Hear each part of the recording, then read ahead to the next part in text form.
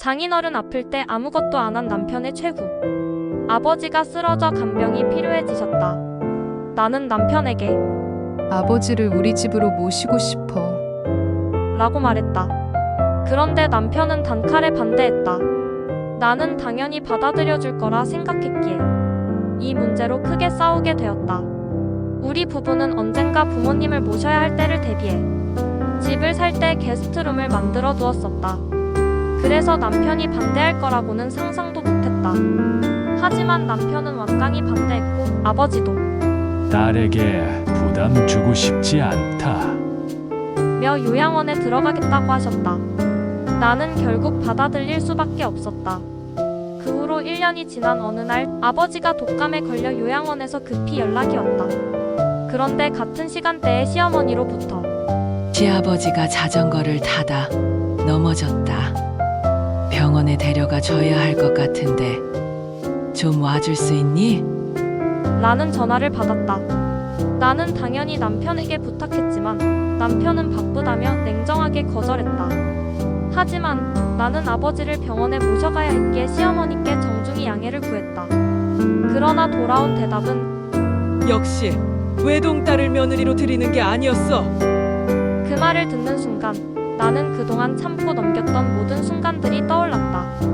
아버지는 결국 입원하셨고 입원 후에도 상태가 나빠져 폐렴으로 세상을 떠나셨다. 그런데 아무것도 하지 않았던 남편이 장례식에서 이런 말을 했다. 난 최선을 다했으니까 후회 없어. 그 말을 듣는 순간 나는 너무 황당하고 기가 막혀 쳐다봤다. 대체 뭘 최선을 다했다는 거지? 살아계실 때는 본척 만척도 안 하더니 장례식장에서만 마치 효자라도 된 듯한 태도. 그 모습을 보고 말문이 막혔다.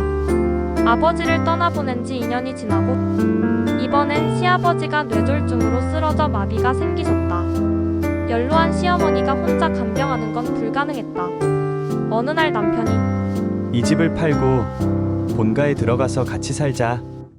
라는 말을 꺼냈다. 나는 그 말을 듣는 순간 아버지가 쓰러졌을 때 남편의 태도와 시어머니가 했던 말들이 떠올랐다. 그래서 바로 난 반대야. 라고 했더니 이렇게 할 수밖에 없는 거 너도 알잖아.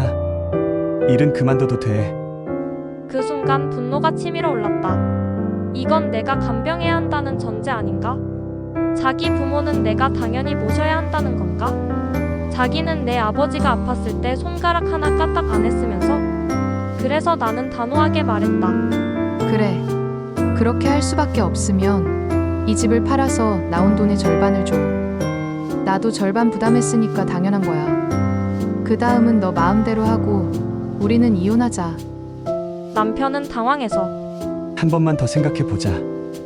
라고 했지만 솔직히 이미 남편의 모든 것이 싫어졌다. 언제부터 내가 남편에게 정이 떨어졌던 걸까? 아버지가 아프셨을 때였을까? 그때는 그래도 바빠서 못 도울 수도 있겠지 하고 이해하려고 했다.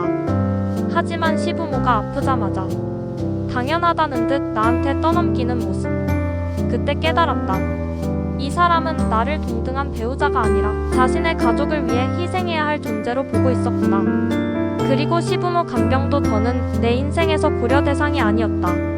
남편 친척들한테 욕도 많이 들었지만 솔직히 하나도 신경 쓰이지 않았다. 나는 부모님이 남겨주신 아파트와 적금도 있었고 이혼할 때 전혀 아쉬울 게 없었다. 내가 나답게 살 수 있는 삶, 이제야 제대로 찾은 것 같다. 이야기가 속 시원하셨다면 좋아요, 구독 부탁드려요.